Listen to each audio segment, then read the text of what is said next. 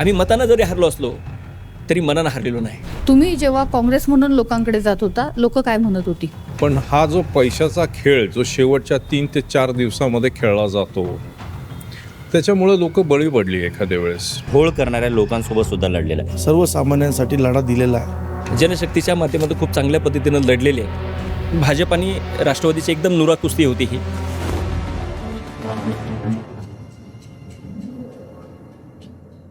निवडणुकीचे निकाल लागल्यानंतर ज्यांनी गुलाल उधळला त्यांचं म्हणणं तुमच्यापर्यंत पोचलंच असेल, पण जे या मैदानामध्ये लढले पण जिंकले नाहीत त्यांचं म्हणणं काय आहे हे आपल्याला जाणून घ्यायचं आहे.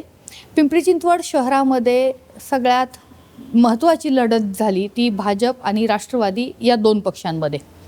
काँग्रेसनं या शहरामध्ये 45 ठिकाणी आपले उमेदवार जे आहेत ते उभे केले होते. काँग्रेसला एकही जागा मिळाली नाही. काँग्रेस या शहरातनं संपली असं गेली अनेक वर्ष म्हटलं जातं आहे आणि आज एकही जागा मिळाली नाही. त्यानंतर याच्यावरती शिक्कामोर्तब झालं आहे का हाही प्रश्न आहे. अनेक जण म्हणतात की शहरातली काँग्रेस संपली, पण काँग्रेसचे 45 उमेदवार हे लढले. नेमकं काय झालं? एकही सभा, एकही तुमचा प्रदेशातला नेता इथं फिरकला नाही. ऐन निवडणुकीच्या तोंडावरती निवडणुका जाहीर झाल्यानंतर तुमच्या शहराध्यक्षांनी पळ काढला, तरीही 45 जण रिंगणात होतात. आमच्या सर्व उमेदवारांनी अतिशय प्रतिकूल परिस्थितीमध्ये पक्षाची विचारधारा सोबत घेऊन सर्वसामान्यांसाठी लढा दिलेला आहे. बघा कसं आहे की शेवटी लढाईमध्ये हारजीत, पराभव ह्या सगळ्या स्पर्धेने येणाऱ्या गोष्टी आहेत. पण आमचे उमेदवार अशा प्रतिकूल परिस्थितीमध्ये सत्तेसाठी नाही तर सत्यासाठी लढले. ही गोष्ट आमच्यासाठी अभिमानाची आहे. त्या सर्वांचं अभिनंदन की पक्षाच्या प्रतिकूल काळात ते लढले. मात्र त्यांचं अभिनंदन करताय, पण स्वतःचं आत्मपरीक्षण, तुमच्या प्रदेशच्या नेत्यांचं आत्मपरीक्षण हे करणार का नाही? प्रदेशच्या नेत्यांचं आत्मपरीक्षण करण्याचा प्रश्नच येत नाही या ठिकाणी. कारण महाराष्ट्र प्रदेश काँग्रेस कमिटीचे अध्यक्ष सन्माननीय हर्षवर्धनजी सपकाळ साहेबांच्या नेतृत्वाखाली या शहरामध्ये, राज्यामध्ये काँग्रेस चांगल्या पद्धतीने वाढते. अगदी AB फॉर्म देण्यासाठी सुद्धा त्यांनी त्यांचे अगदी जवळचे स्वीय सहाय्यक भरत पाटील यांना या ठिकाणी पाठवलं आणि अतिशय व्यवस्थितपणे AB फॉर्मचं वाटप या शहरामध्ये झालेलं आहे. मात्र नेते या शहरामध्ये आले नाही असाही आपला आरोप मी मान्य करणार नाही. कारण या ठिकाणी आमच्याकडे महाराष्ट्र प्रदेश महिला काँग्रेसच्या प्रदेशाध्यक्षा संध्याताई सव्वालाखे आल्या होत्या. महाराष्ट्र प्रदेश युवक काँग्रेसचे अध्यक्ष शिवराजदादा मोरे आले होते. महाराष्ट्र प्रदेश काँग्रेस कमिटीचे प्रवक्ते हनुमंतदादा पवार देखील आले होते. काय झालं आहे की सगळीकडेच महानगरपालिकांच्या निवडणुका सुरू असल्यामुळे 29 ठिकाणी महानगरपालिकांच्या निवडणुका असल्यामुळे जो तो नेता आपापल्या भागामध्ये व्यस्त तो असल्यामुळे नेता आपापल्या भागात व्यस्त होता. पिंपरी चिंचवड महानगरपालिकेची निवडणूक काँग्रेससाठी महत्त्वाची नव्हती? नक्कीच प्रत्येक निवडणूक ही प्रत्येक पक्षासाठी महत्त्वाची असतेच, परंतु काही गोष्टी ज्या शहर लेवलला झाल्या त्याचा नक्कीच जरी फटका म्हणजे याच्यामध्ये बसला असला तरी शहरातली काँग्रेस जी आहे ती पुन्हा नव्यानं खूप चांगल्या पद्धतीनं कात टाकते आहे आणि खूप चांगल्या पद्धतीनं उभा राहते आहे. ही आम्हाला समाधानाची बाब आहे. आमच्यासारखेच पुरोगामी चळवळीमध्ये काम करणारे आमच्यासारखे जे हजारो कार्यकर्ते आहेत आज खूप चांगल्या पद्धतीनं ताकदीनं ह्या धनशक्तीच्या विरोधामध्ये जनशक्तीच्या माध्यमातून खूप चांगल्या पद्धतीनं लढलेले आहेत. आणि आम्ही बघितलं आहे आमच्या प्रत्येक प्रभागामध्ये म्हणजे करोडो रुपयाचा चुराडा होत असताना सुद्धा, आमिष दाखवत असताना सुद्धा आपण सगळ्यांनी त्या बाकीच्या सगळ्या बातम्या केल्यात, आपण हे केल्यात. परंतु तशा परिस्थितीमध्ये सुद्धा खूप चांगल्या पद्धतीनं लोकांनी सुद्धा, जनतेनं म्हणजे मतदार राजांना दाखवून दिलं आहे की भलेही लोक कितीही बाकीचे लाचार झाले असतील, पैशाच्या किंवा धनशक्तीच्या पाठीमागे गेले असतील, परंतु आम्ही तुमच्या पाठीमागं आहे असं हजारो लोकांनी आम्हाला दाखवून दिलेलं आहे. तो सुद्धा आमच्यासाठी एक जमेची बाजू आहे आणि तो विजय आज आम्ही मतानं जरी हरलो असलो तरी मनानं हरलेलो नाही.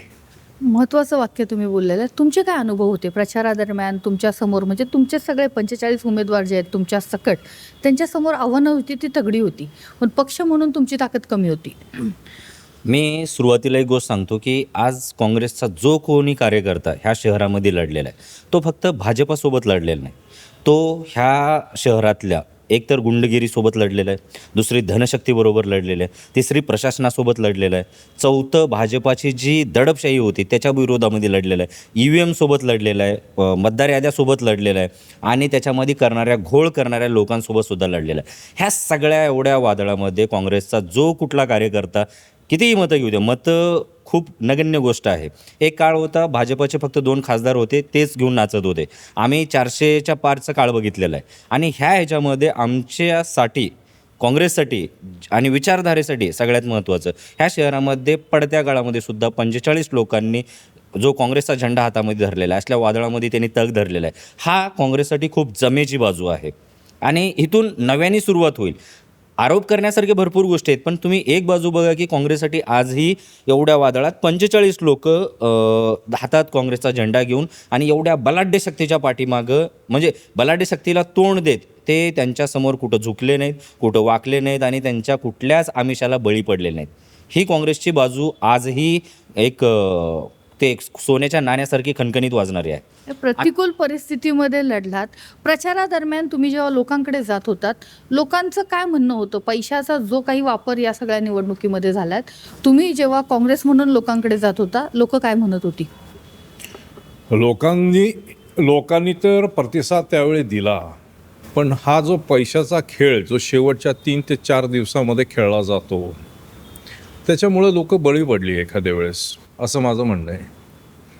तर पण मग जेव्हा हे सगळे प्रचारामध्ये मुद्दे होते, म्हणजे अजित पवारांनी भ्रष्टाचाराचे आरोप केले, वाहतुकीचा प्रश्न, पाण्याचा प्रश्न, रस्त्यांचा प्रश्न, हे सगळे प्रश्न उपस्थित केले, ते प्रश्न या सगळ्या हे पैशांपुढं फिके पडले.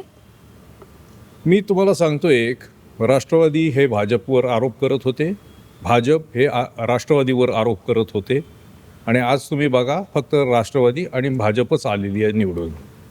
हे सगळे आहेत मुद्दे, पण मुद्दे हे कुठंतरी बाजूला टाकण्यात आले. हे कशासाठी टाकण्यात आले हे कोणी सांगू शकत नाही, कारण रस्ते एवढे खराब आहेत, प्रत्येक माणूस जातो त्याच्यावरून, कितीतरी ॲक्सिडेंट्स घडलेले आहेत, पाण्याचा इश्यू हा सर्वांसाठी आहे, पण लोक का फिरले नाही हे कुणी सांगू शकत नाही.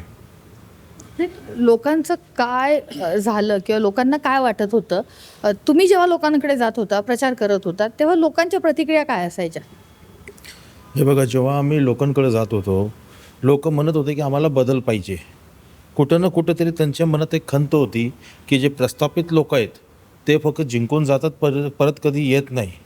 आणि तुम्ही आकोडी परिसरात, आकोडी भागात, आकोडी गावठाणामध्ये बघितलं तर आम्हाला प्रत्यक्ष लोकांनी घरी बसून सांगितलं आहे की आम्हाला काँग्रेसची गरज आहे आणि काँग्रेसला प्रत्येक एकूण एक जागेला लढायला पाहिजे. पण काय आता शेवटी नंतर पैशाचा खेळ झाला आणि त्यांच्याकडे धनशक्ती, बाहुबल सगळं आहे. लोक घाबरतात हे सगळ्या गोष्टींना. लोक घाबरतात. काय सांगणार तू परत की ह्या सगळ्या गोष्टी ज्या घडलेल्या आहेत, या पराभवाचं एका वाक्यात जर विश्लेषण करायचं झालं तर कसं करणार? लोक घाबरतात, मी ह्या गोष्टीची थोडं मान्य नाही करणार. लोकांना सगळ्या गोष्टी समजता येतात, पण होतं काय की नॅरेटिव्ह बिल्डिंग जो आहे, आज अजितदादासारखे उपमुख्यमंत्री, देवेंद्र फडणवीससारखे मुख्यमंत्र्यासारख्या लोकांना माझ्या प्रभागामध्ये येऊन सभा घ्यावी लागली आणि त्याच्या पाठीमागचं जे यंत्रणा कामाला लागलेली आहे, त्याच्या पाठीमागची जी जाती, धार्मिक ह्या सगळ्या गोष्टी कामाला लागलेल्या आहेत, त्यावेळेस कुठं ना कुठं लोकांच्या डोक्यातून मुद्दा बाजूला जातो आणि तो एक फोमो क्रिएट केला जातो की हे लोक किंवा ह्या आपल्याला जर मत नाही दिलं तर दुसरीकडे जाऊ शकतात. आणि ह्याच्या पाठीमागं दुसरी एक गोष्ट आहे की मतदार याद्या आहेत, EVMमध्ये घोळ होतो, तिसरी बाजू पैसा वाटला जातो. ह्या सगळ्या गोष्टीचं एक संगम करून ते जिंकतात. ही लोकांच्या एक फ्री अँड फेअर इलेक्शनमधून जिंकलेली इलेक्शन अजिबात नाही. लोकांच्या म्हणजे फ्रेंडली इलेक्शन जे आहे ती झालेली नाही, फेअरली ही इलेक्शन झालेली नाही. तुझ्याकडे काँग्रेसची पूर्ण शहराची जबाबदारी होती. काय अडचणींचा सामना तू दिला आहे आणि आता काँग्रेस पुढं कशी असेल? कसं आहे की इलेक्शन फेअर नव्हती, ही बाब सत्य आहे, आपण सर्वजण जाणता. याद्यांमधला घोळ, आरक्षणं बदलण्यासाठी बदललेल्या प्रभाग रचना, झालेला अतिरिक्त साधनांचा, प्रलोभनांचा वापर, अनेक वेळा आचारसंहिता भंग होऊ नये त्याच्यावर केलेलं दुर्लक्ष, नागरिकांना वेटीस धरून तुमची घरं दिली जाणार नाहीत, पाणी दिलं जाणार नाही, अशा प्रकारे लोकांना तुमच्या घरांचे प्रॉपर्टी कार्ड दिले जाणार नाही जर मतदान केलं नाही, या सर्व गोष्टींमध्ये ही निवडणूक दबावाच्या माध्यमातून करण्याचा प्रयत्न हा विरोधकांनी मुख्यत्वे भाजपने केलेला आहे. आम्हाला या शहरामध्ये सामान्य जनतेसाठी लढण्याचा काँग्रेसचा इतिहास आहे. आम्ही लढत राहू. एका निवडणुकीने किंवा एका पराभवाने खचून जाणारे आम्ही नाही. उलट पक्षी मी या ठिकाणी सांगेन की हारलो जरी संपलो नाही, लढलो म्हणून आम्ही जिंकलो आहोत. खरं आहे. सगळ्यात महत्त्वाचं आणखी एक गोष्ट खरीच म्हणजे आवर्जून सांगण्यासारखी आहे. अत्यंत खोट्या पद्धतीनं ह्या निवडणुका लढल्या गेल्या. भाजप आणि राष्ट्रवादीची एकदम नुरा कुस्ती होती ही. अत्यंत लोकांचे ज्वलंत प्रश्न बाजूला ठेवण्यासाठी जाणीवपूर्वक एकमेकावरती आरोप प्रत्यारोप झाले. ज्या पद्धतीनं शहरामध्ये लोकांची घरं उद्ध्वस्त करणारा DP होता, जो नवीन विकास आराखडा होता, म्हणजे उपमुख्यमंत्र्याला सुद्धा म्हणावं लागतं, म्हणजे सत्तेत असतानासुद्धा, की माझ्या हातामध्ये सत्ता द्या, सत्ता आल्यानंतर मी हा DP रद्द करतो. आताही ते सत्तेतच आहे, निवडणुकीच्या अगोदरही सत्तेत होते, परंतु ते काही करू शकले नाहीत. परंतु हे एवढं घाणेरडं आणि एवढे खोटारडा म्हणजे हे राजकारण आणि ही खोटारडी नेते हे या शहराने पाहिलेत. परंतु आम्ही कायम ह्या DPच्या विरोधात लढत आलो. हद्द ह्या गोष्टीची झाली अजित पवारांच्या म्हणजे राष्ट्रवादीने सुद्धा की आमच्या प्रभागामध्ये येऊन, थेरगावसारख्या प्रभागामध्ये येऊन जो प्रश्न 40 वर्षापासून तेथील लोकांच्या घरांच्या रहिवाशांचा प्रॉपर्टी कार्डचा विषय होता, काहीतरी एक 15-20 प्रॉपर्टी कार्ड द्यायलासुद्धा त्यांनी सुरुवात केली. म्हणजे आम्ही आता वाटतोय, म्हणजे त्यांना भीती वाटली होती की हे खरंच हारतायत, यांचा सेटबॅक आम्हाला बसणार आहे, हे धोक्यात आहेत, हे सगळं माहीत होतं. परंतु कुठंतरी नॅरेटिव्ह सेट करून आणि लोकांमध्ये काहीतरी एक खोटा नाटा लोकांच्या समोर जाऊन लोकांमध्ये एक विश्वास तयार करण्याचा त्यांनी प्रयत्न केला. अगदी खरं आहे. या सगळ्या परिस्थितीमध्ये काँग्रेसचे हे जे लढवय्ये उमेदवार होते त्यांचं म्हणणं आपण ऐकलेलं आहे आणि त्यांचं म्हणणं असं आहे, हरलो जरी आम्ही तरी संपलेलो नाही. बघूयात पुढच्या काळामध्ये काँग्रेसचं भवितव्य या शहरामध्ये कसं असेल ते. हे सगळेजण ज्या परिस्थितीमध्ये लढलेत त्यांचं निश्चित कौतुक आहे, पण येणाऱ्या काळामध्ये त्यांच्यासमोरची आव्हानं ही निश्चितच मोठी आहेत. अश्विनी सातोडोके, आसपास.